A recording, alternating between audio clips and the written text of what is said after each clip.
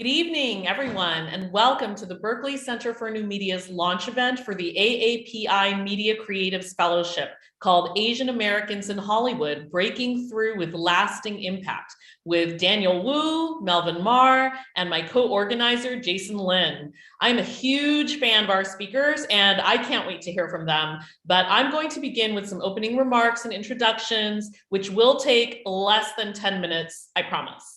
My name is Gail DeKosnik, and I'm an associate professor of new media and theater, dance, and performance studies. And I'm also the director of the Berkeley Center for New Media, which we call BCNM.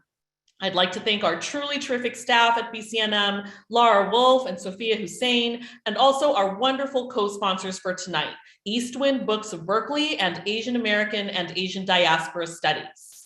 First, a bit about the Berkeley Center for New Media. BCNM is an interdisciplinary research center that studies and shapes media transition and emergence from diverse perspectives. Through critical thinking and making, we cultivate technological fairness and equity in our classrooms, in our communities, and on the internet. BCNM is committed to promoting technological equity and justice, and as such, our free events are inclusive, respectful, and harassment-free spaces. We invite everyone to participate by responding to tonight's lecture in the chat or in the Q&A portion. There's a Q&A button at the bottom right of your Zoom window. And we ask that attendees help us maintain a respectful space. Attendees who violate our guidelines will be removed from the event and may be disallowed from future online BCNM events. If you are new to our events, welcome. We will share a link to our community agreements in the chat. I would now like to take a moment to honor the land. We recognize that Berkeley is located in the territory of Huichin, the ancestral and unceded lands of Chochenyo-speaking Ohlone peoples, specifically the Confederated Villages of Lishan. The history of prolific technological development in this region has always depended on this land, and all of our technological infrastructures and activities take place on and in relation to this land. We commit to supporting the sovereignty and ongoing stewardship of this place by Ohlone peoples through building long-term reciprocity and relationships with tribal leaders and organizations. I would also like to honor the Waray peoples of Leyte Island and the Lumad peoples of Mindanao Island in the Philippines, my homeland, and the Tongva peoples of Shuang Na, place of the Rushes, now called Lomita, California, where I grew up, and also the Ramaytush Ohlone tribe, in whose Aboriginal homeland I now reside in what is called the city and county of San Francisco. And now I'll talk about why we're all here tonight. We all know there has been a surge in anti-AAPI hate crimes since the outbreak of COVID-19. In mid-February 2022, the Center for the Study of Hate and Extremism announced that in 2020, anti-AAPI hate crimes increased by 124% compared to the year before. And in 2021, anti-AAPI hate crimes jumped 339% compared to 2020. The organization Stop AAPI Hate reported that between January 2020 and August 2021, more than 9,000 anti-Asian incidents had been reported. Another org, OCA Asian Pacific American Advocates, states on their website, for more than a year, Asian Americans and Pacific Islanders have suffered from physical and verbal attacks, causing them to feel unsafe and unwelcome in public spaces. Some of these attacks we will never forget, such as the murder of 6 Asian women workers at 3 Atlanta spas almost exactly 1 year ago, the brutal assault on a Filipina immigrant near Times Square while 3 male security guards looked on from a nearby building and did nothing, also in March 2021, and the fatal stabbing of Christina Yuna Lee in her own home in New York's Chinatown last month. I want to point out that AAPI people are not alone in being assaulted and harassed purely based on our identities and appearances. There has been an overall 11% increase in hate crimes reported across the US's dozen largest cities over the past year. And Asian Americans and Pacific Islanders are not the only ethnic group targeted. Black Americans remain the most targeted group in most cities. The Jewish community reported the most hate crimes in New York City last month. And in Chicago, gay men were the most targeted, according to the Center for Study of Hate and Extremism 2022 report. As John C. Yang, President and Executive Director of Asian Americans Advancing Justice, said, all of our diverse communities, including LGBTQ+ communities, have experienced hate, and there is a profound but tragic solidarity in that. Indeed, we stand in solidarity with all minority groups subjected to hate crimes in our country and around the world. Tonight, we invite all members of the AAPI communities and all of our allies from other communities to consider the importance of AAPI representation in film and television and other creative arts.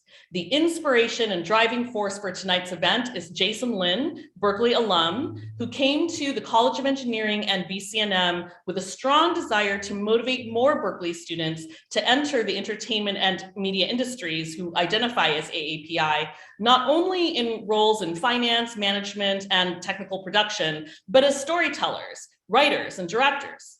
Jason and BCNM organized this event in order to inspire more stories by, about, and for Asian Americans and Pacific Islanders in order to humanize us in the midst of a surge of racially motivated hate, and also to honor our histories, our complexities, and our depth. To that end, Jason and I and my amazing staff members in BCNM brainstormed a brand new fellowship that we are launching tonight at this very event. BCNM's AAPI Media Creatives Fellowship is an effort to transform the representational landscape of American media. A 2021 study from the USC Annenberg Inclusion Initiative found that out of 1,300 films from 2007 to 2019, only 3.4% included an AAPI lead. Only 2.5% had AAPI producers, and only 3.5% had AAPI directors. A vast underrepresentation of the 7% AAPI population in the US. We want more authentic stories on screen that represent the perspectives of the AAPI community. We want AAPI leaders in the room where content is developed, written, produced, financed, acquired, sold, programmed, marketed, and distributed. And we want Cal students to lead this change. Our goal is to award 5 AAPI Berkeley student participants each year $7,000 to help them create their creative projects or to provide a source of income so that they can accept internships and entry-level positions in the industry. We will build a network of AAPI Cal alumni in leadership positions in media who, by developing narratives that feature AAPI and encouraging greater diversity at all levels within studios and agencies, will fundamentally change the ecosystem of cultural production to be more reflective of the AAPI community at large. Laura and Sophia will now post in the chat the link to donate to the AAPI Media Creatives Fellowship. Please click on the link and donate during tonight's event. We are thrilled to share that a generous alum has agreed to match gifts donated for the next 24 hours. Please give to the AAPI Media Creatives Fellowship tonight and double the impact of your gift. Your generosity will help us foster a new wave of Asian American and Pacific Islander creative talent in the media and entertainment industries. And now it is my great pleasure to introduce alumni Jason Lin, our inspiration and brilliant partner for this event and the fellowship. Jason Lin is a film producer and creative entrepreneur with representative films and producer credits including A Dog's Journey, Green Book, A Dog's Purpose, Peppa Celebrates Chinese New Year, The Forbidden Kingdom, Ocean Heaven, and Jet Li's Fearless. He's worked at companies including Alibaba Pictures, Jet Li Production Studio, the Walt Disney Company, UTA, and Morgan Stanley. Jason started Story Arch Pictures in 2019 to develop and produce mainstream, cross-cultural, and socially relevant film and TV series aimed at a global audience, inclusive of perspectives from the Asian diaspora. His projects are focused on the action genre and also include great stories across all film genres. He is currently working with Jet Li on a travel documentary series exploring how cultures around the world discuss mind and body, as well as building a business vertical around global martial arts culture. I will now hand it over to Jason to say a bit more about tonight's event and to introduce our 2 speakers. Thank you, Gail, and thank you to BCNM for working with me over the past few months to put this together. as Gail mentioned, there's so many great stories that are inclusive of the Asian diaspora that can be told. And we have so many stories worthy of the screen. I know from experience as a Cal alum, I graduated in 2001 from Haas, that Berkeley students are very interested in entertainment and the creative arts. And they need exposure to industry leaders who can share their experiences and encourage students to take a path into entertainment. I know that we already have a strong Cal network, and many of those Cal alumni are typically in the finance, accounting, tech, engineering, and marketing roles. And that makes a lot of sense given the profile of Cal students. I think it's also imperative that Cal students look into careers that can create and shape storytelling on screen. Roles in producing, acting, directing, writing, as executives, etc. And this is why I'm so glad and thankful that our two speakers tonight, Daniel Wu and Melvin Mar, have agreed to join us. Before they come on screen, I want to give an introduction. They really need no introduction, but just as we're here, Daniel is an American actor, director, producer, race car driver, and most recently a community activist. He graduated from the University of Oregon, and with a degree in architecture, Daniel went to Hong Kong for a short vacation, but he was discovered by art house film director Yang Fan and was asked to play a lead role in a film.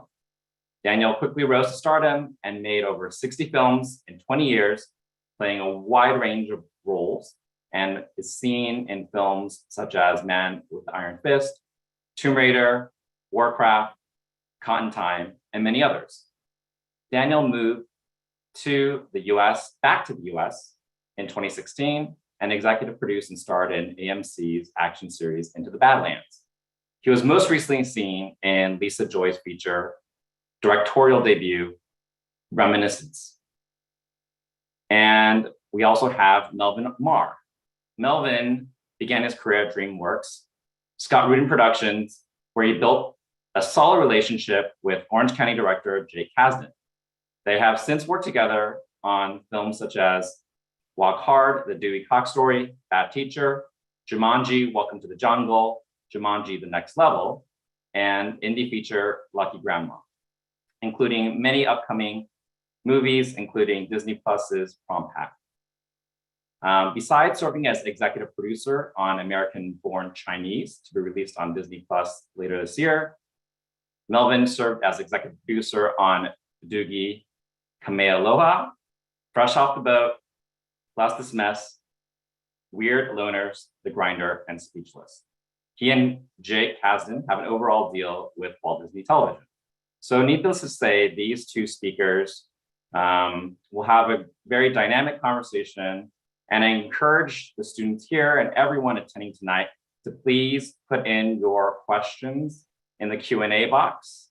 And also please engage with them via the chat feature.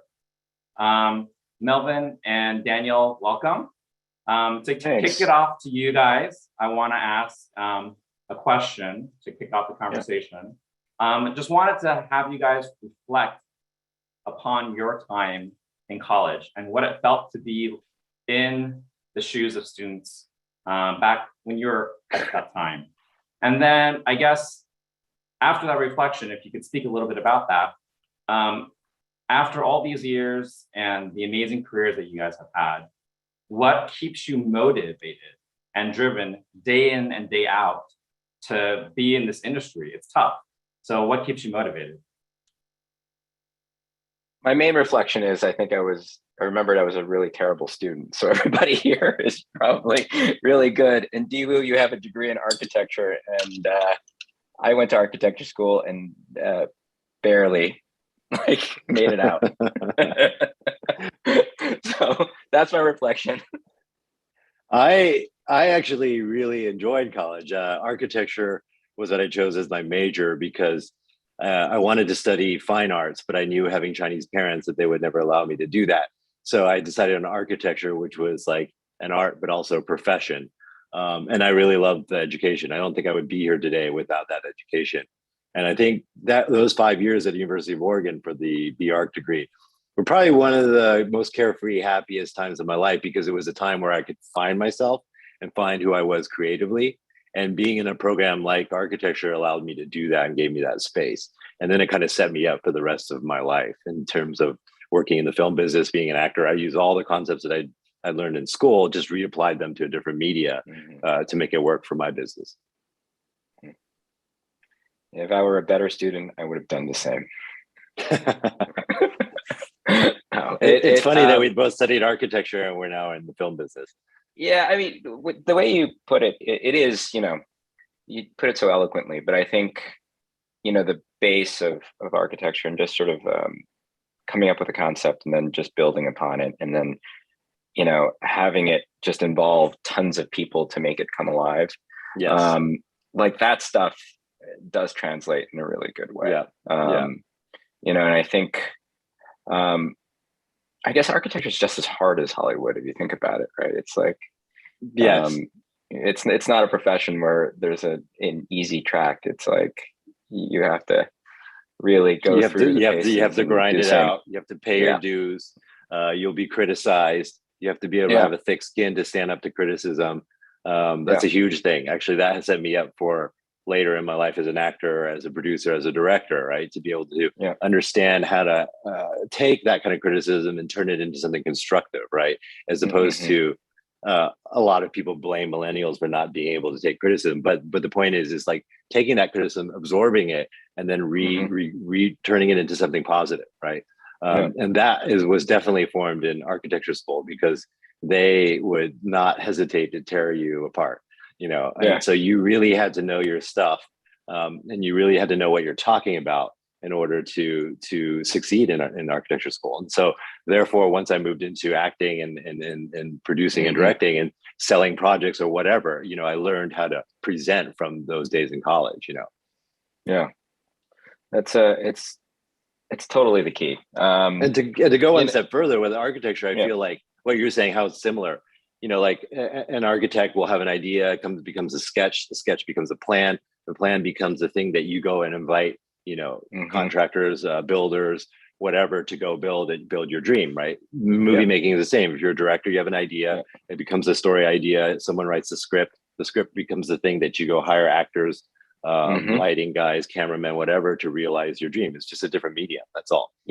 Yeah, and not to sound completely jaded, but all along there's going to be compromise when you're building your building, whether it's codes or just wherever you placed it. You're going to have to make changes all the time. It's the same thing. And that's the difference between fine art and an art like architecture or filmmaking, because it is designed by committee. It is a group effort, and it's not a single vision. Sometimes it is, obviously, with auteur directors, and they get everyone to follow their vision. But in most cases, it is about compromise, learning how to work with a group, and learning how to collectively create something beautiful. Yeah, and it comes with. There's also the whole thing where whoever's financing your building, just like when they're financing your movie or TV show, they have a real opinion about it, and you have to figure out a nice medium and figure out how to get it done. You know? Right. Exactly. Yeah.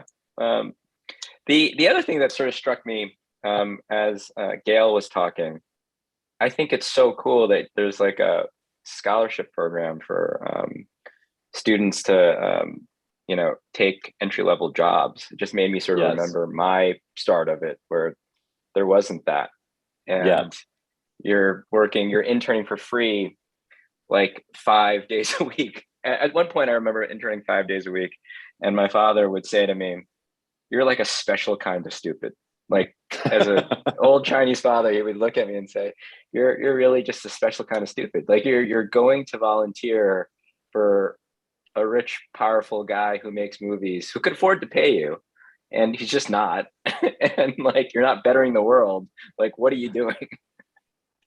Well, I had the previous experience of working for architects for $200 a month or $300 a month, so I knew what it was about right away getting into it. No, it's that actually makes me want to ask you a question, though. What did your parents? This is kind of important for Asian Americans getting into this business.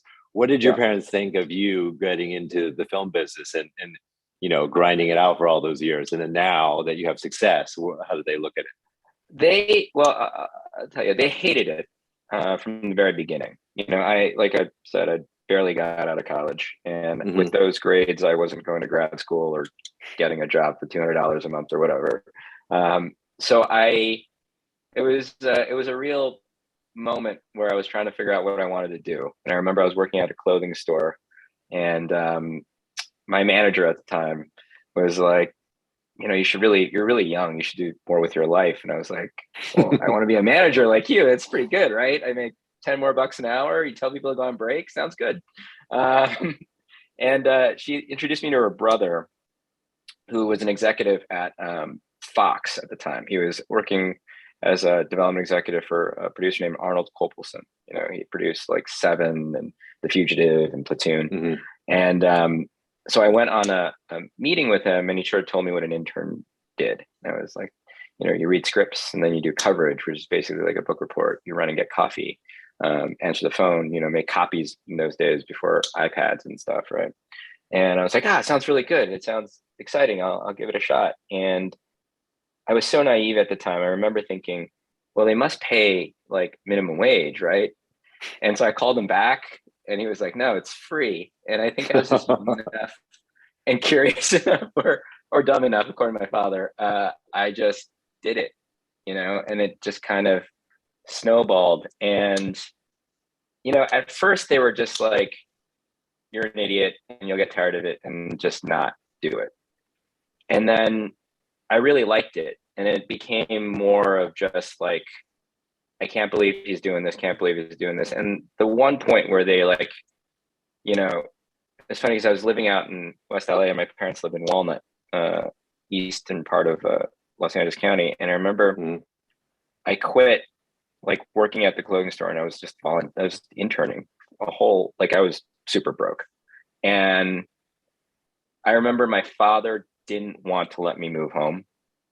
Like it was his tough love, And then my mother felt really bad for me and was like, just come home, just come home. So I came home, and I would just like commute from Walnut to like Century City every day to like go and do it. So I did it, and did it for like a year because I was just super broke. And I remember everyone at the office just felt really bad for me, and they got me a PA job at DreamWorks.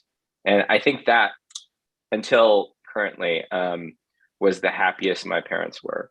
Because so that was finally getting paid. Well, I was getting paid, but I was making nothing. You're a PA, and all I did was like, fill the fridge with soda and refill coffee all the time, run around. One time I ran into Steven Spielberg running, and I thought I was gonna get fired, but I didn't. But they were happy because they knew what DreamWorks was, and they knew who Steven Spielberg was, and they're like, well, he has health insurance, even though he doesn't make anything. And so when I left there, it began again, where they're just like, he's just a loser. What's wrong with him? What do we do? Where do we go wrong? So what was the moment that clicked for you that made you think, oh, I like this and I can do this, and this is what I'm going to do for the rest of my life? Before I got there, I remember I started working for Scott Rudin, and I remember at that point, I didn't know that this was going to be it. I was too afraid to admit failure. So I was just like, I'm in. Like, I'm not turning back. I'm not going to my dad and saying this is not going to work. And I remember I started in LA, and in typical sort of Rudin story form, I ended up in New York. And I'd never been in New York before. Never left the state. We didn't have a lot of money growing up. And I think that was the moment. He was making 7 movies in 6 months. It was before there was supposed to be a writer's strike. And I just sort of realized, oh, wait, you can do this. Like, there's no rules. Like, you just have to like figure it out and make it happen. And I think that was the moment that I was like, oh, here's where it begins. Right. As tough as it was. Yeah. And how about you? So I know your story. You like working in architecture, and then you went on vacation. Like, how did that? So a long story short, I graduated in 97. It was the handover, Hong Kong going back to China. My Yeah. graduation present was a trip. So I wanted to Yeah. go see Hong Kong get returned to China, and a historical moment. I wanted to witness a historical moment. My sisters previously went to Europe. I would decide to go to Asia instead. That ended Yeah. up being like a very fateful trip for me because I went, I ran out of money very quick. I was going to turn around and come back very quickly. Yeah. I was in a bar. Someone scouted me to do a TV commercial, and I was Yeah. like, "Does it pay?" And they're like, "Yeah, it pays." And so I was like, "Okay, cool. I'll do this job so I can keep traveling." And so I Yeah. did that job. A month later, the ad came out, and then I got a call from Yunfan, which is what Jason Yeah. introduced, my first director. And he called Yeah. me into his office. We had an interview. It was like an hour interview. I didn't even audition. I didn't do anything. Right? We just Yeah. talked for an hour, and then I walked out. And a couple hours later, he called me. He goes, "I want you to play the lead role in my film." I said, "What?" I said, "I've never acted before. My Cantonese is not very good. I don't think I can do this for you. I'm sorry. I know I took film classes in college as elective. They had international film studies at University of Oregon, so I took several classes. I'm like, I know it's not all fun and games. This is your dream on the line, and you want to put it in my hands? Like, I don't agree with that. So I turned it down because, coming from architecture, that's like giving the fresh grad like all the design responsibilities. Like, you don't do that, right? You pay your dues, you slowly work your way up, and you don't gamble on somebody who's never done anything before, especially for the lead in your film. And so I turned it down, actually. And he kept calling me like over a 3-week period, like every couple of days, please consider. And at the end of it, I was like, okay, if you don't blame me for screwing it up, I'll give it a shot, but I can't guarantee you I'll be good, And it turns out, like he had been looking for someone to play that role for over a year, and he went to all the big guys, Andy Lau, Leon Lai, all those people, and they had turned it all down because the role was controversial. It was a gay role. It was a gay love story, right? Yeah. And he couldn't find anybody locally that was willing to even touch it. And then for me, it was a different perspective. I came from the States. I grew up in San Francisco. I didn't have a problem with that. I just had a problem with the fact that I may not be able to act, what I mean? And so, and also dealing with the language at the same time too, because I spoke Mandarin and Shanghainese at home, but not Cantonese. And so I had to learn the language and then prep for this movie and then do it. And so it became a blessing because we had 3 months to prepare. I prepared like crazy. Yeah. Again, we're talking about architecture. I went to the director. I go, look, I don't know anything about acting, but I know a lot about buildings. And I go, I'm going to look at this person, this character, like a building, right? Yeah. So a building has a foundation. So that's a person's backstory. That's their history, how they're raised, all that kind of stuff. That's what they sit on, right? And then the structure, is it steel? Is it wood? Is it whatever? That's their inner strength. And then the shell of the building, that's what they're trying to present to the world, right? I go, I'm looking at it in this way. Does that make any sense to you? And he goes, I've never heard anybody do that, but it sounds like you have a process. So why don't you go with that? Stick with that. So I stuck with it, and I actually still use some of those elements today, even 20 years later. It's the architecture method of acting. Well, that was the thing. It was like, okay, you're just switching a medium, right? You're switching a different kind of creativity and putting the medium in a different form. Now, I'd never been in front of a camera before. That's a totally different thing, and that took a lot to get used to.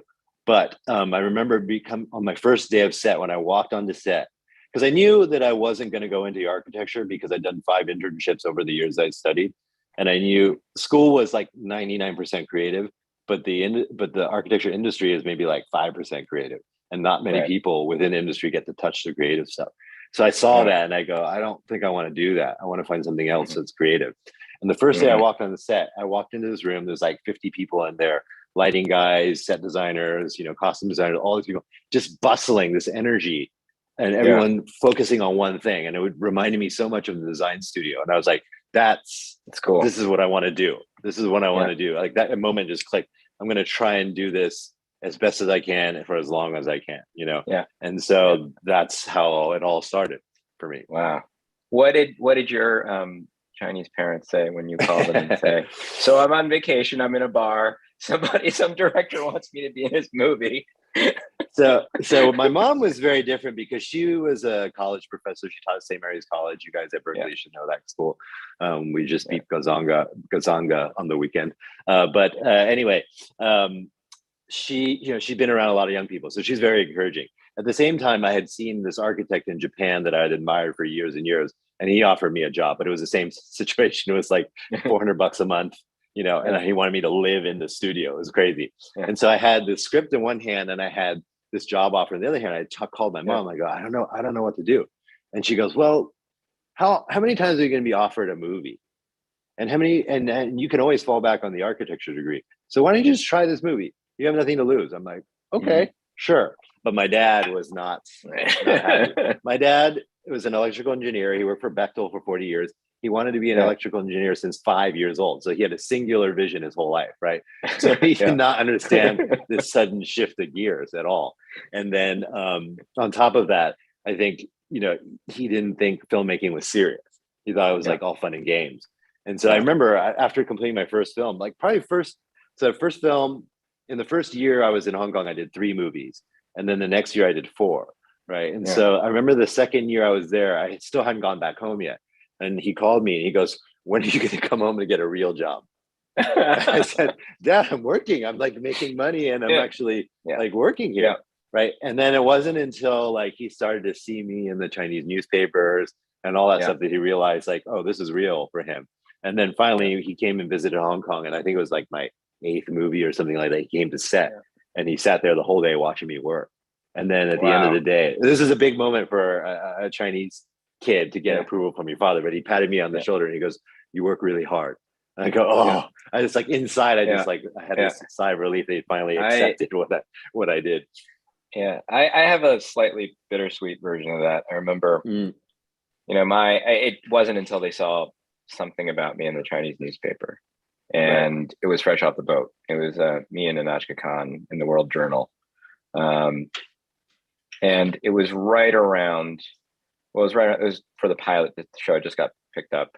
My dad was sick by then, and he saw it and said he understood finally. And I remember thinking, man, for like 20 years, either like you weren't listening to me or like I just really bad at explaining it, but I guess it takes being in the World Journal. Like that solves all your problems. Exactly. Something that they can relate to and understand and get it. That's so I mean, obviously this field is not a field that most immigrant parents want your kids going into, right? And that's kind of why there's a lack of representation in it. And it's our generation is kind of really the first generation to really show out in Hollywood, right? And we're only seeing it now, like the past few years. I spent 20 years in Hong Kong before coming back, being able to come back to Hollywood. I feel like if in '97 I started out in LA trying to do this business, I wouldn't still be here right now. I wouldn't be here right now because it was a different time then, but it's very, very different now. What's your perspective on it? Like, because you have a slightly different experience than like other Asian American actors. You have a whole career. You have and had still a whole career in Hong Kong coming here, and there are a lot of actors, Asian American actors here who have just been grinding it out, and finally there's some light at the end of the tunnel. Yeah. One very interesting aspect about my career is that for 20 years in Hong Kong, I never had to deal with the issue of race. Because I wasn't being casted because I was Chinese, because everybody was Chinese in the movie, right? And so it was based on my presence and my ability as an actor, and that was it. And so race was never an issue. I never even talked about it, and I never even thought about it for 20 years. And it was interesting to go to Hong Kong, not be a minority anymore. I mean, of course, locals there, they call you guai zai or which actually means white boy, those kinds of things, and treat you as a Westerner. But at the same time, I felt at home, and I didn't feel like there was a glass ceiling. I didn't feel like, anything about my race was holding me back. Whereas a lot of my colleagues who have grinded it out for so many years, like Sung Kang and those guys, like they had to deal with that issue all through their careers. And that would have been soul breaking for me. But it's not the case so much now, I don't think. I think things have changed, especially in the past few years, especially since probably Crazy Rich Asians moving forward, that there's a need for authenticity. There's a need for real stories, not Asian stories created in a white space, but Asian stories created by us. And our show that you're doing right now, American Born Chinese, this is a great example of this. 10 years ago, that wouldn't have been happening, right? And when we were growing up, none of that was happening for us. And it's showing that people like us that are getting into positions of power now have the decision making power to get these things made now. Yeah, I think it's that, and also filmmakers. It's what Jason was saying Yes. earlier, where you're into writers, directors, producers. It's that point of view and that that material that needs to be written and developed. I think Yes, more than anything absolutely. else, and like, there's a lot to be said for like colorblind casting it. And I think it's good and should happen, but Mhm. nothing beats just being able to develop a story from the beginning. And I remember when when Fresh Off the Boat first got picked up, I remember we got picked up for mid-season and there was no air date, right? And what that basically meant was I had to wait for a show to be canceled in order for our show to show up. So they ordered 13 episodes, and then we were like, okay, we're going to make all 13, but we didn't know when it was going to be aired. It could have been like, May, right? Following year, and they just put 13 on, whatever, they're just burning you off, right? But I remember the show in front of ours, and I had this conversation with John Cho. There was a show that year. It was called Selfie, and it was Karen Gillan, right? I worked with on Jumanji, and then John Cho. And I remember at the party, I asked them, I was like, oh, so it's like a remake of My Fair Lady, but he's the Asian lead. And, John's a good buddy, and we've talked throughout the years of just like, on screen, it's pretty cool to have like an Asian guy, like, in sort of an interracial relationship, but an Asian guy be the romantic lead. That's kind of cool, right? And I remember I worked on New Girl, and he did an episode where, his character was dating Zoe. We always thought that was great. And then he, did Selfie. And I remember talking to him about it. I go, what's the character backstory? And he was like, well, we didn't really change it. They just sort of put me into it. He was, but I'm trying to get her to sort of address it. And he said that to me. And I remember thinking like, we just have to, the most important thing is just like get voices out, because like, to me, that was like halfway there, right? Which is like, great, you put John Cho in it, that's a great visual, but explain why his last name is Spector and not something else. You know what I mean? Like, there's gotta be, like, or give it a real sort of backstory and point of view. I don't know. Like, so right. And then, unfortunately his show got canceled, but fortunately for me, then Fresh Out of the Boat got on, And that was probably one of the first shows that really showed, I would say maybe Margaret Cho show, but showed the Asian American family, It was the first one to show that. And I remember when it was, before it came on, the advertising came on, I was so excited for it, because I was like, yes, finally something like this is happening on network television, and not, a small indie movie or, something that nobody sees, but it's something that's out there in prime time. And it's stories that we needed to see about us, for us. And I think that also ties into, what you were saying earlier is that it's important not only to have representation from actors, but behind the scenes as well, producers, directors, writers, everybody down the line. It's interesting that when we're working on ABC right now on this American Born Chinese, it's the first time I've been on a set where like I see like half the crew is Asian. Before I'd be looking for the Asian guy on the crew, there's the one guy or two guys there, and now half the crew is Asian. It's beautiful, right? That didn't happen even 3 years ago. That wasn't happening, It's pretty funny. I remember we did our first story meeting on it, and it's me, Destin, Kelvin, and Gene. It's like 4 Asian dudes, like just there, and there was something about that image, and everybody else, it's like, it's just us. When have you seen 4 Asian dudes like this, about this versus like an engineering conference or something? Right. For everybody out there, Kelvin Yu is our showrunner and is a very good, talented scriptwriter. And then Gene Noon Yang is the graphic novelist who wrote American Born Chinese. He also wrote Dragon Hoops, a bunch of other titles as well. And it's kind of, this project that we're working on right now is really very Asian American, but it's also this cool, mix of people coming together, of different talents that have come from different projects all together. And you put all these people together, and it's amazing. And we're seeing Asian Americans as well as Asians. There's Michelle Yeoh, there's Jim Wang, there's from Taiwan. You're putting it all together in this one melting pot, and it's a really kind of Yeah. an amazing thing to have done. It's really sort of connect, and all credit to Gene, just sort of coming up with this idea and this story. Mhm. The graphic novel was published in 2006. It's been a while, but he was thinking about this ahead of his time, and the whole purpose of the thing is just sort of linking from the point of view of like a Chinese American kid, and just linking your heritage in like the most entertaining and cool way possible. Right. If you guys don't know the book, it's a graphic novel, 2006, and it basically has three storylines. One, which is like, your normal high school comedy, right? Kid, one of the only Asian kids in school. One day, a foreign exchange student shows up, and the second storyline, which Daniel's in, is full on martial arts story of the Monkey King and his son. And you find out that the Monkey King's son has entered into the high school world. And the third storyline in the book is a little different. In ours, it's a show within a show called Beyond Repair. And it's sort of like Perfect Strangers, from the 90s. And Ki Kwan plays a character that's very similar to Balki Bartakamus or Long Duck Dong. And since it's set in current day and the sitcom is in the 90s, it comes back in like sort of a reboot or a rehash. Not a reboot. It has a second life, like on a streamer, and it shows up in the high school world in memes. And our lead character is sort of tormented by it. And you'll see as the season goes how everything connects: the martial arts, the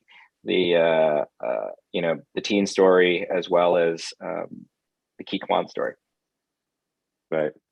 Yeah. No, yeah. I'm very. I mean, we just started working on this, but it's such an amazing project. We have Destin, who directed Shang-Chi, who's directing it.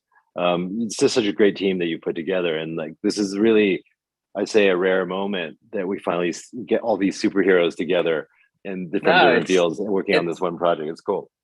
It's really cool. I've long, like I told you, I've long been a fan of yours, and Daniel and I met last year before, when all the AAPI stuff was heating up, and we were there's a bunch of us who knew each other, just started gathering, figuring out how we can help. And that was that was about a year ago.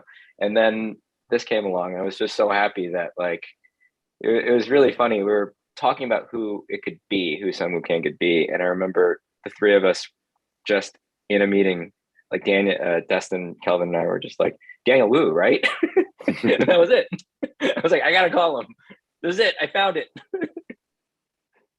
It's interesting because when I was in Hong Kong, I've been asked to play the monk several times, but never asked to play Monkey King, right? And I always thought the Monkey King was a more interesting character, so that's why I never ever played the monk, right? And you offering me this is kind of like a little dream come true, because I grew up with the Monkey King. It kind of inspired me to be a martial artist and all that kind of stuff.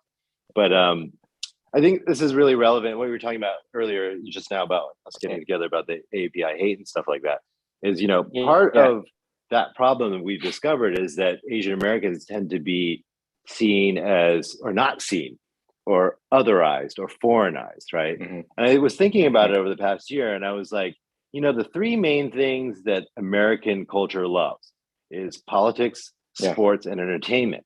And we're very underrepresented in all three of those things, right? Basketball, we have Jeremy Lin, one guy, right? Entertainment is more people, right? And then politics is a handful, right? But it's very underrepresented, because these are actually three fields that I remember my parents told me never to get involved with. Right? I know. Sports is dangerous. Entertainment, you're not going to succeed. And then politics is dangerous also, because you become a nail that people want to hammer down, right? And thinking about it even more, it's like, it's because of the immigrant generation, they're risk averse. They want stability, right? They don't want you to take risks. They don't want you to take a gamble, right? But I think for us to establish ourselves in this culture is that we do have to do that. We can't take the easy road. We can't take the most comfortable road, or fall in line with the stereotype of be a doctor or be an engineer or whatever, and be represented all across the board. it's true. Minjin Lee. Minjin Lee is a friend of ours who wrote Pachinko. I remember at dinner with her, we were talking about something similar to this, and she looked at me and she goes, "Here's what you need to remember." She's also the smartest person I've ever met. She goes, "Your parents' generation, our parents' generation came here for survival." Yeah. And that's all they thought about. Just like how to make it, how to make sure their kids are okay, like you're going to survive. They came from some other place that was way worse than where you are. And you come of age and you're searching for meaning. And it's because of their, sacrifice and their thing for survival is what gives you, affords you the ability to, sit here and search for meaning. So I said to her at dinner, I was like, so my dad kind of did it to himself, right? So he's like, when he was angry, he caused it. She goes, not quite, but sure. Well, I think the anger or whatever it comes from an anxiety of maybe not succeeding. You know what I mean? That's right. And so every Asian parent wants their kid to succeed. So they look at those three fields: politics, sports, and entertainment. And those are not fields where we can succeed in, right? It's not a space for you. And I have to even say, when my friends in Hong Kong, when I told them I was coming back here to work, they're like, "That's not a realistic vision for you. You're not going to get lead roles. You're not going to get that." Even they, over there, looking at Hollywood from afar, looks at it as a white space only. Also, And for me, I was like, you know what? It's amazing that I've made so much success in Asia and became, who I was there. But there was always a part of me that wanted to come back home, right? Because I am American. I did grow up in America, and I wanted to represent for my Asian Americans, but also to inspire young people. Like, this is why we're doing this talk today, is because I want younger people in college to think about this field as a possible option for them. And that there are more doors opening up nowadays than there ever has been before. So this is the best time than in the past 20, 30 years to jump into this business. Absolutely. I think in the last 8 to 9 years, it's just like light years difference. I remember casting the pilot of Fresh 2013. Like, we were looking for those 3 kids the whole time. Like, we were flying in kids from all over North America, like Hawaii, Canada, everywhere. And we ended up finding 2 of them in Arcadia and the other one in Brooklyn. But I totally remember the casting executive saying to me, because it was hard, because we just went through so many auditions, and the casting exec goes, like, you should go to acting schools. And I remember saying to her, I'm like, Liz, what Chinese parent actually, or Asian parent, puts their kid in acting school? Like, it's just not like a thing, right? Like, I was like, it's like, think about my own upbringing. I'm like, I'm going to Kumon or whatever else to help me with math. There was no chance I'm going to acting after school acting program. And but in the time I said that and thought that, it's changed astronomically. Totally, completely. Yeah. And actually, those kids now, their parents are our generation. So they're the next generation. They're the first generation of American borns that go, oh, our kid could do that. I have a good friend who's a designer, but his kid's in commercials now, all this stuff. He's really encouraging. I have another friend whose son is a really handsome, he's a model. Their parents pushed him into that. That would have never happened with our parents, right? But the Americanized generation sees that and goes, that's totally viable and totally fine to try yourself in that. And so I want to encourage anybody out there that's thinking about this to get in it, because the more of us, the better, obviously. Especially people behind the scenes, writers, directors, producers. These are the people that can make a difference, because actors, we're very passive. We could want all we want, but we need someone to hire us. Like, I wanted to do a project like American Born Chinese forever, but it took you to hire me to get into it, to have that opportunity, But I also think, it's behind the scenes is good, but for you, like, it's very courageous to have people like you in front of this room as well, and somebody like you. I think it's all needed. It's all needed. Yeah. It's really all needed. Because I didn't think about being a role model for Asian American kids, but when I did Into the Badlands, the first year after it came out, like, Asian American kids were coming up to me and like, oh, I want to be an actor, or I want to be a martial artist, or whatever. And you could see that influence. It was very different than the influence I had in Asia. It was more of like an idol or whatever. But here was like inspiring to kids to want to do something that they didn't think they had the opportunity to do. And it's very Right. different. And like, Right. again, like me growing up, I never even thought of joining the entertainment business because there wasn't people like me on screen. The people I Right. saw was Long Duk Dong. That was the guy I grew up with, right? And I was like, Yeah. if I'm going to be represented that way on American screens, I'd rather not do that, right? Yeah. I mean, it wasn't even a Yeah. conscious decision. I didn't even think about doing that. So Mhm. so again, it's important for the next generation to be empowered and feel like that they can go for that, you know. Yeah. And Yeah. it's imperative, I think, for us to It evolve. is imperative. Yeah, exactly. Are we supposed to like go on the Q&A here? Is that what Yeah, we're are supposed we? to do? Have we gone over time? Jason, no, hi guys. We wanted to give you a little more time to Oh, talk got it. because you're telling such great stories that we really wanted everybody to hear. But thank you so much for being time conscious and like keeping to the schedule. No, I just started noticing the Q&A thing go up and I was like, oh, we're not supposed to type, are we? What are we supposed to do? Jason and I will read questions for you to answer. And we're just sorry, everybody, we obviously won't have time to get to all your great questions. Jason and I are going to sort of just pick questions from the box and pull them out and vocalize them. And we'd love for Daniel and Melvin for you to answer. Sure. So I'll start. Well, Jason and I will alternate. I'll start with Jordan's question about martial arts and Asian representation in media. And I think this is a great question because actually, Daniel, you haven't talked much about your being a phenomenal martial artist. You're my favorite martial artist in Thank you. today. Thank you. And Jordan is wondering, are we going to see or are we seeing now a fuller representation of Asian stories that are not just in the action genre? Are we going to see protagonists that are more than martial artists, basically? Or is martial arts, do you kind of foresee that martial arts is always going to play this very central role in how Asian heroes and actors manage to work their way into US media? I don't think it necessarily has to be central, and I think it should evolve to beyond that. Me being a martial artist, I got into it because it was a way for me to get close to my culture. My teacher was from Beijing. He was a Shaolin martial arts master. He was also a very celebrated brush painter and all this stuff. And so I learned so much about my culture through that. And actually, I didn't use a lot of martial arts in my work in Hong Kong. And it wasn't until I was asked to do Into the Badlands that I started doing more martial arts. It was more of a lifestyle thing, right? But I agree that, yeah, some Asian Americans go, another martial arts thing with another Asian guy. Can't we tell more stories? And I think we should. We definitely should. I think that martial arts is always going to be there because action is always going to be in the film business. That's the biggest moneymaker in the film business today, and it always will be. So naturally, martial arts is part of that, or being able to do action is part of that. So that, I think, is a natural thing. But, we're seeing this past few years, tons of products that are not martial arts related. You're seeing, starting with Crazy Rich Asians to The Farewell to, I'm just blanking on everything, but there's been so many things that's come out that are not martial arts related at all. And I think that really will open it up and make it more relatable to a lot of other Asian American kids, because there's a lot of Asian American kids that are like, martial arts has nothing to do with me, right? And so it doesn't have to be that. And that's not the only path. I was one of those kids. I didn't really,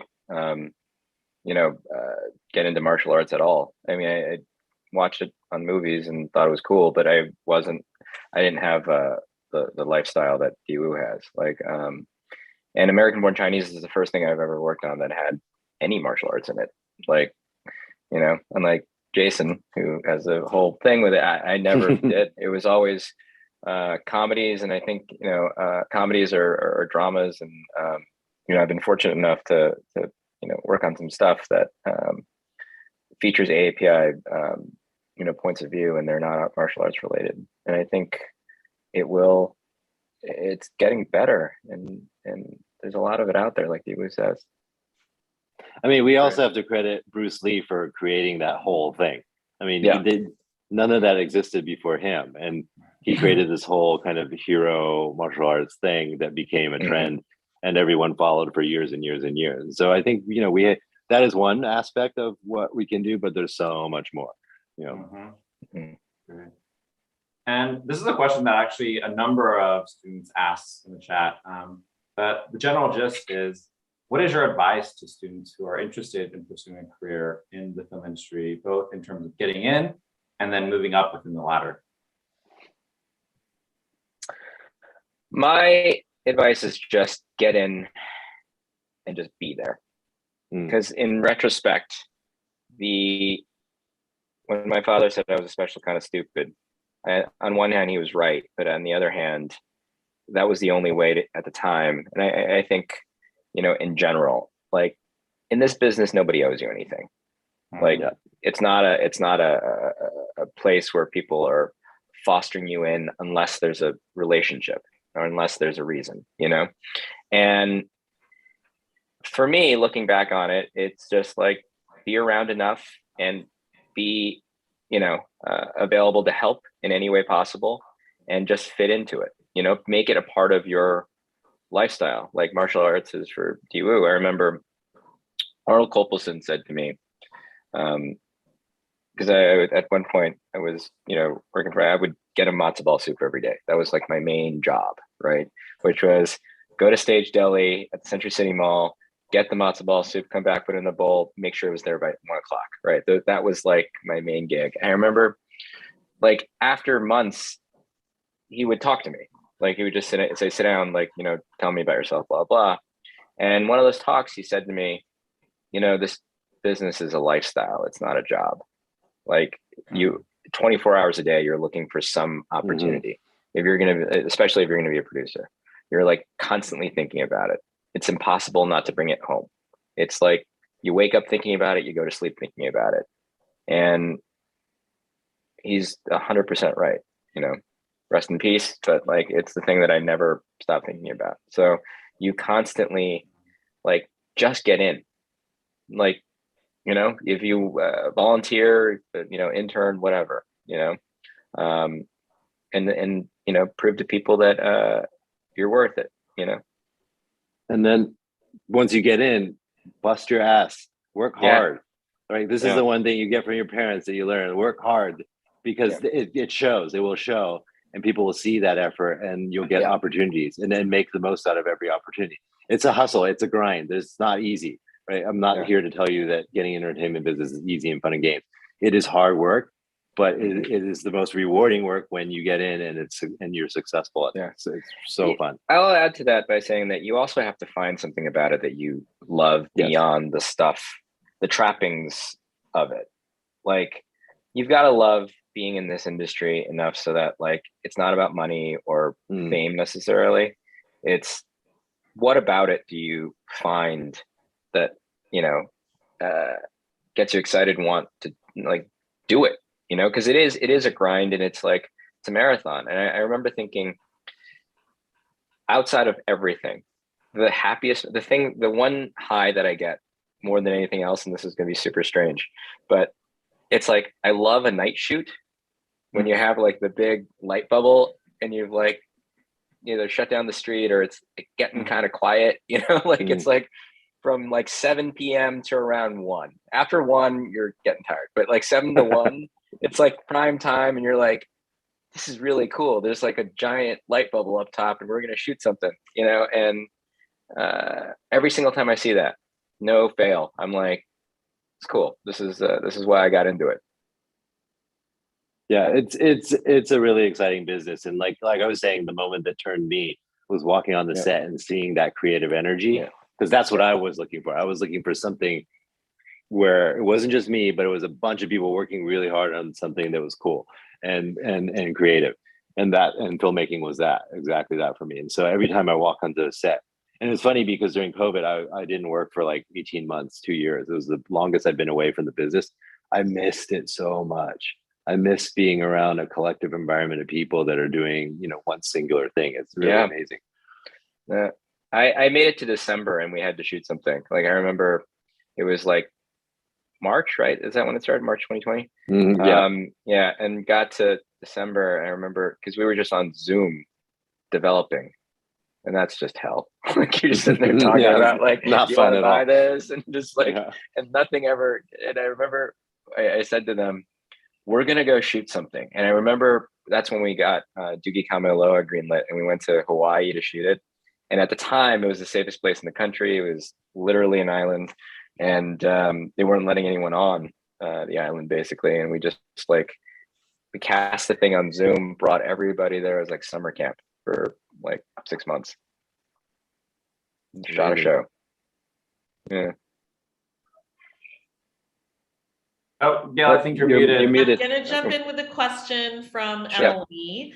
Emily is asking, you know, a lot of anti-Asian and AAPI hate comes from people's misunderstandings of Asians due to fake news. There's tons of incorrect news on Twitter and IG every day.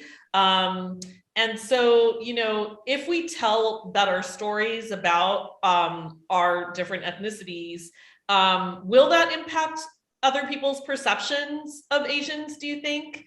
Will a better portrayal or a fuller representation really impact, you know, these like help disintegrate these kinds of stereotypes or challenge them? I mean, like, what is the relationship between hate speech and hate crimes and like media representation, you know? Well, I think what I was saying earlier is just being present in the American film industry is important, right? To have representation, to be seen, right? To be seen as part of the American fabric is very, very important. And that's a big problem because till this day, people don't think that we're part of the American fabric. In fact, today, someone heard me talking and said, "I'm surprised to hear you speaking such good English," right? And I'm like, whoa, okay. So that's still happening, right? And so the more people there are, like I was saying, in politics, sports, and entertainment, that they're seen out there, more people will get used to seeing us as part of the American fabric. I think we're represented in a lot of other fields, but those are fields like doctors, lawyers, whatever, those background stuff that people don't see every day, right? And so, and even then, they're also seen as foreigners, right? So, having projects like American Born Chinese is very important, but also having projects where, you know, there's an Asian person in a film that's not necessarily about Asian American issues, to see them speaking, to see them being American, you know, all that kind of stuff is very, very important. Yeah. I mean, I would say, I think we should accept that like fake news is a part of our lives from now on. Yeah. Misinformation is a problem that we're not going to solve right now. No one's going to solve it. But I think the way to sort of combat it is fake news thrives because of ignorance, right? And, you know, anyone you meet, like I've met people mostly in the middle of the country, or like I've also spent a lot of time in Atlanta shooting, right? Movies and stuff. And, you know, there are a ton of people out there who just have not like had that many Asian friends, you know, and they just don't know. And so they are susceptible to like fake news and like, you know, China did this, so you must be a part of it. You know what I mean?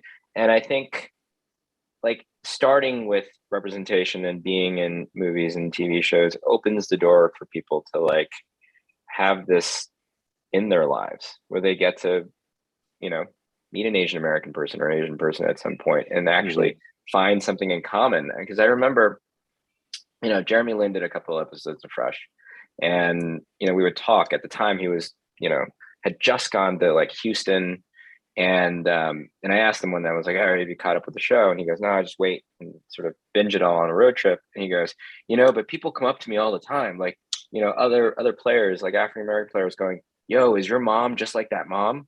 Like, it just completely opened their whole like world to, wait, there's like a Chinese mom that's very similar to mine, like full on, you know, she runs the house. And that Jeremy told me there was just like other players that just do that all the time, and it just made me really happy. That's why we make that show, or why we made that show. There's a question here for Daniel, and it asks, what was it like coming back to the US after so many years? Was it a homecoming? And what was different about being gone for so long? And I like to extend it a little bit, also to include Melvin. You mentioned when you guys were talking about ABC, how you guys really put in, it's not just Asian Americans, but it's Asians from Asia. And it seems like a really just, you rarely see an Asian diaspora come together. So could you talk a little bit about that? Yeah, it was interesting coming back because I came back to do Into the Badlands, which I executive produced with Stacey Sher. And originally, I was not planning to play the lead role. I was just going to executive produce. I was going to put together the action team, and that was it. And then once we started casting, we casted a lot of people, and they're like, "We haven't found the right person." And then they eventually said, "You know, we've been thinking about you the whole time, right?" And I go, "Oh, okay." And I had never done television before. In 20 years in Hong Kong, only movies, almost 70 movies there. I had not thought about television, but television was shifting at the time, right? You're having these shorter, I would say long. It was like a long movie as opposed to being 20 something episodes or 30 episodes. I don't think I would have wanted to do that. But Into the Badlands was in a format where I was like, oh, it's just like a long movie. And I like the writing. I like the situation there. And so I decided to do it. And then once I did it, then I realized what the impact was. Because like I was saying earlier, like kids coming up to me and saying, they want to be actors now, or they want to learn martial arts or whatever. I didn't really get that so much in Asia. I was more considered like an idol there. And it was just people, want an autograph, want a picture, but they didn't necessarily say they were inspired to become an actor because of that. And so that's when I realized the power of it. And also at the time, I think I was one of the only few Asian American leads on a TV show. Right. And I didn't think about that as being weird either, because I was a lead for 20 years in Asia. Right. And I remember my first day, one of my first weeks on Into the Badlands, some of the white crew members would be, because I was number one on the call sheet. The call sheet, it's like the star of the show is number one, and then it goes down, right? And it's kind of your ranking in the show. And I was walking around and someone's like, hey, number one on the call sheet. Like it was a special thing. And I was thinking, oh, what's the big deal? I'm number one on the call sheet in like movies, whatever. But in their mind, like, first of all, they didn't know who I was because they're white and they didn't know anything about Hong Kong films. And then, oh, this unknown Asian guy is the lead in the show. So it was a big deal for them. And then I started to realize, at first I was slightly offended, but then later I was like, no, this is a cool thing, because they're seeing something different now. They're seeing, even within the crew, they're seeing that there can be Asian American leads in a show. And so it did have a huge impact, and it changed the way I thought completely. And one thing I wasn't prepared for was thinking about race at all, because again, for 20 years I didn't have to think about it, and that muscle got weak.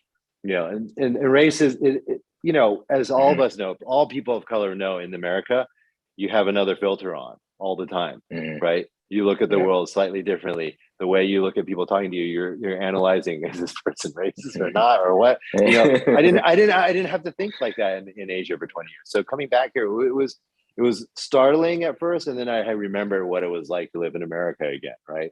And then all those things turned back on, and now those muscles are buff now. So I think for me, I remember, and Jason, you would know this, we've all at some point in the mid-aughts made a trip to Beijing to sort of figure out what Chinese investor would invest in your movie. Like I did that. I remember on one trip, I was after dinner, after a few drinks, I remember asking this person who will remain nameless, I'm like, what if it was like an Asian American thing or a Chinese American thing, right? And they were like very direct, and they're like, nobody cares. Nobody cares about Chinese Americans. Like, I'm not gonna invest in that. Why would I invest in that? Like, in fact, you should move to China and just be Chinese. It was like, I don't know if I want to do that, but then it kind of stuck with me for a while, right? And this is, God, almost like, over a decade now. And when we started doing stuff here and American-born Chinese kind of came around, I remember thinking, it's the one project that I've come across that I've been lucky enough to work on that is able to do that. And, like we just started talking about how our parents felt about something, and that was such a big part of our lives, and still is. It's all of my point of view, right? Where I immediately think back to what my father would say, and the further extension of that is like, I'm Chinese, like the history, my family history, all of it. So I think it's an American-born Chinese is a real opportunity to do that, and why not? Like, connect it, be as a Chinese American, be the leader and trying to connect Chinese people, the Asian diaspora, put it all together. and feature it. It's Mm. it's our point of view, you know. Awesome. Okay, I have a question from E.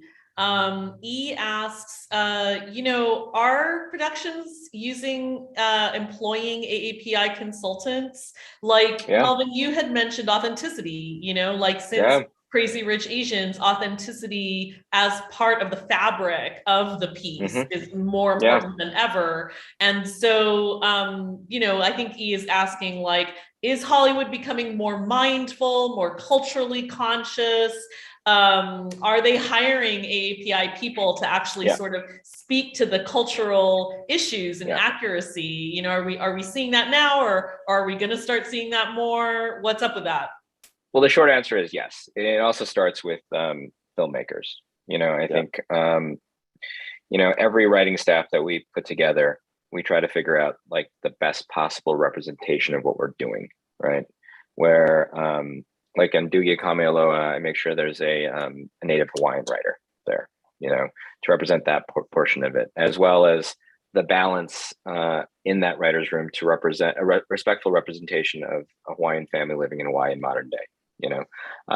The same goes for American Born Chinese. The same went for Fresh Off the Boat. On another show, Speechless, that I was involved in, that wasn't AAPI, but it featured a main character that had cerebral palsy. We went to great lengths to make sure that we had somebody who actually had cerebral palsy and was a writer in the room. And beyond that, at Disney especially, we have a lot of consultants.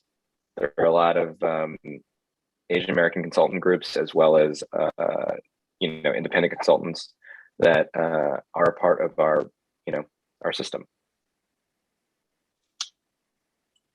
Yeah, and I think that with all this social justice stuff that's been going on, no studio, no network wants to have egg on their face. So they are making a conscious effort to educate themselves to become more diverse. Every studio has a DEI, category now, and they're all working to become better.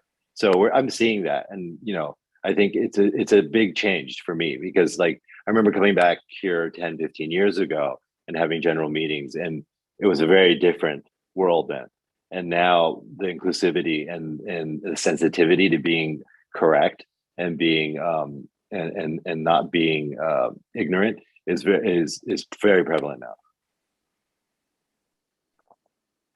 Here's a question that I appreciate. Autumn asks, are there certain advantages that we have as Asian or Asian Americans that we can leverage in our career in entertainment? Advantages. Well, the thing I could think of was, I don't know if it's an advantage, but in selling Fresh Off the Boat all those years ago, I remember thinking it was just come up with the pitch. It was 2013, and network TV was still kind of like around. And now it's, depending on who you talk to, it's a business that has shrunk so much. But at the time, it was still thriving, and you're still making 100, pilots throughout Hollywood. And I remember thinking at the time, the last Asian American show that was on the air was Margaret Cho. And I remember saying to the head of 20th TV at the time, I just said, like, you're going to make, the town is going to make 100 pilots. Like 90% of them will just go away, right? Like, poof, never happened. Like, 60% of them are, Friends ripoffs. Like, how many roommate shows are we going to make? Like, why don't we just make one API show? And I go, just give me one slot and we'll try it. If it doesn't happen, it doesn't happen, but like, we'll try it. And I guess the advantage there, the way I pitched it was like, well, you haven't tried it before and you don't know, so why don't you give it a shot? And there you go. So the advantage was we're like the fresh thing at the time, I guess. I don't know.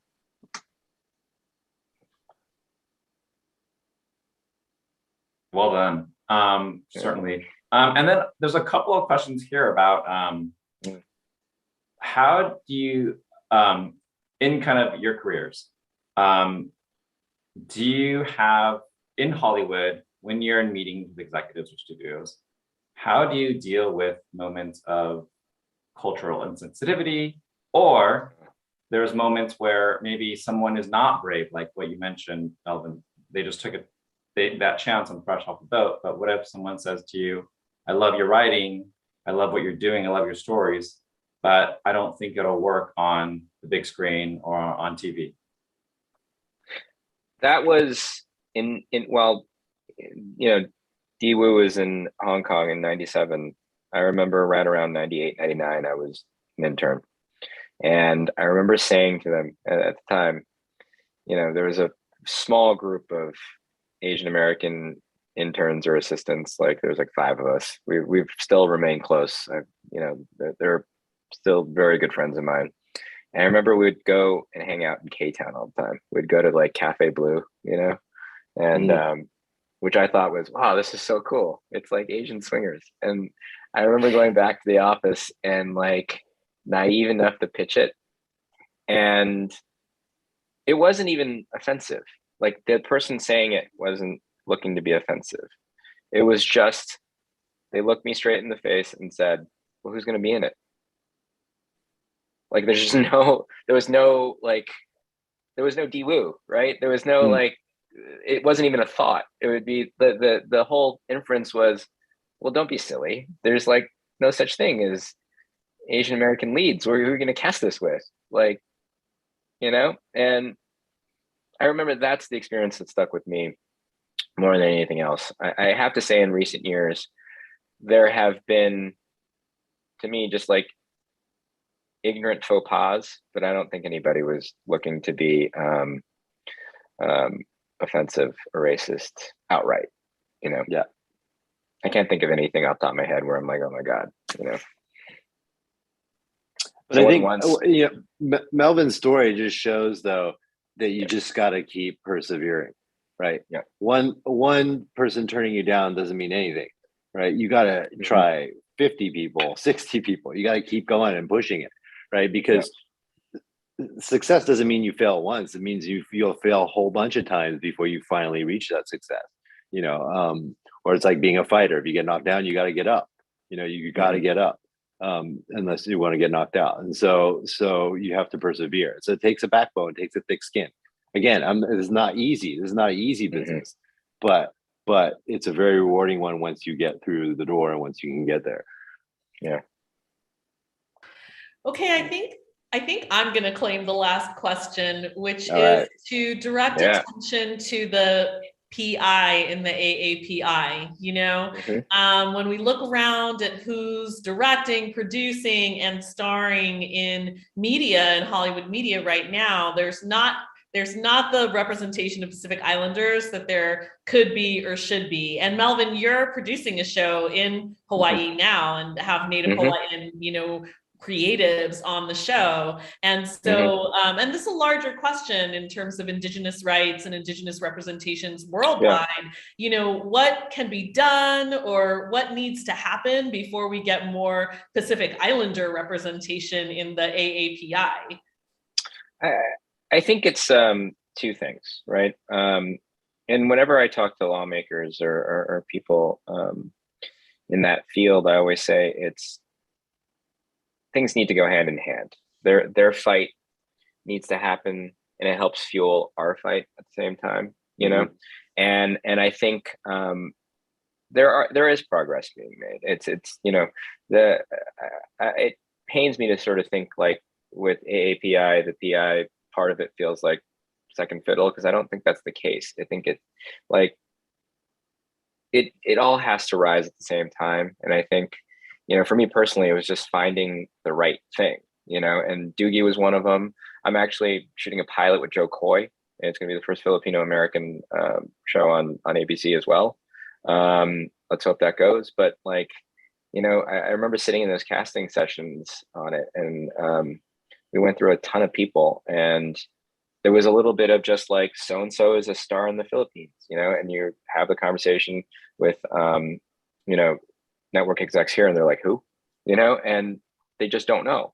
There's that version of it. There's also like we had a few Filipino actors who were just like, I can't believe this is happening. Like, we're auditioning for number 2 on the call sheet, and it's kind of a cool thing.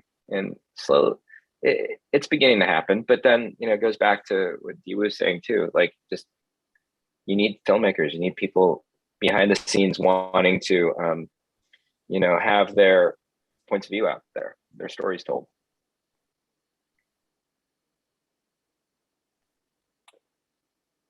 On that note, I was saying there's a book out that just came out now called Rise by Jeff Yang and Phil Wang and Phil Yu. Jeff Yang is the father of Hudson Yang, that was the star of Fresh Off the Boat. But this book just came out, and it documents the whole history of Asian American pop culture from the 90s to now.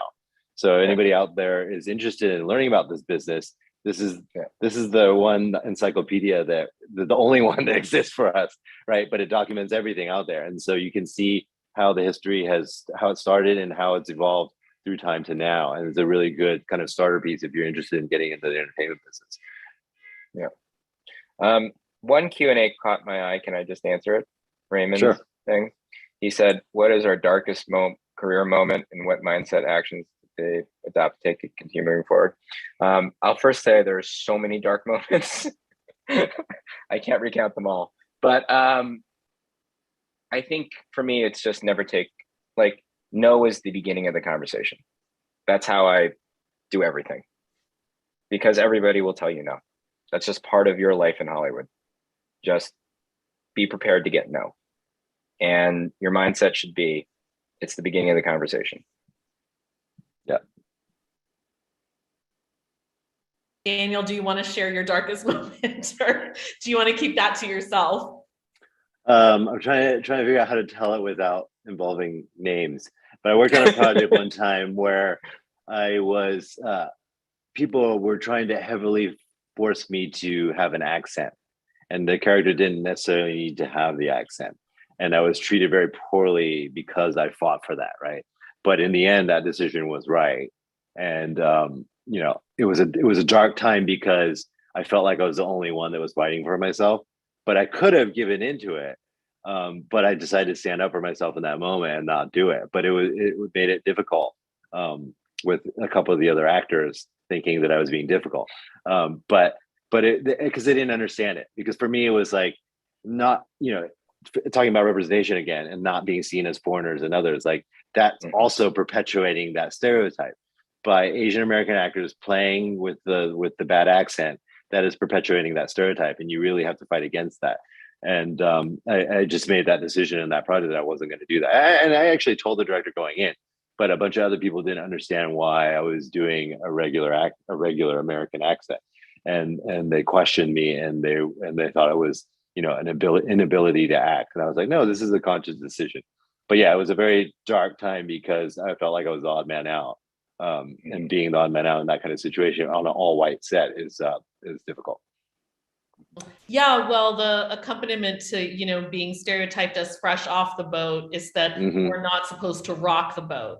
So, and that is a stereotype that, lives in us from our parents too, from their fear of being othered as immigrants. And then, we take all of that, all of those warnings and caution in and do whatever it takes to get along. But there are times you can't just get along. You have to speak up.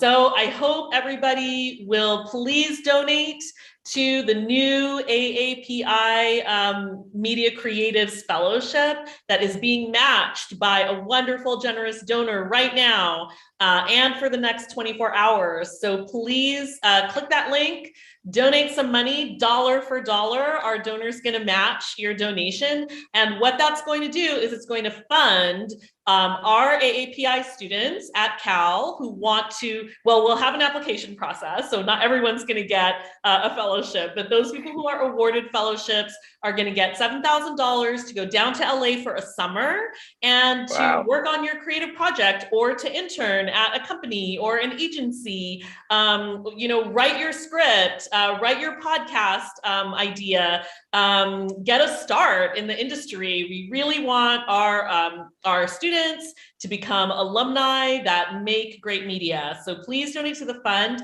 and please join us in thanking our fantastic guests and my co-host, Jason. Thank you so much for coming to help us launch this fellowship.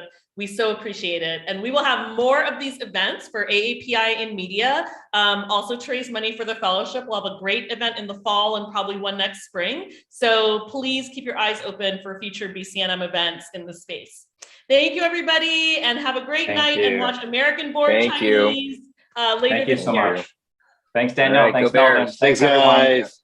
All right, Bye. you guys. Bye, Bye. everyone. Thank you.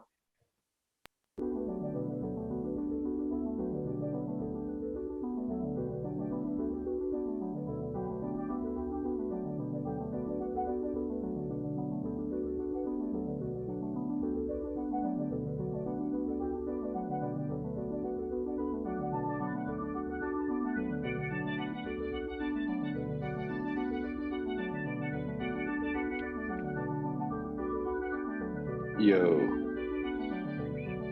What's that?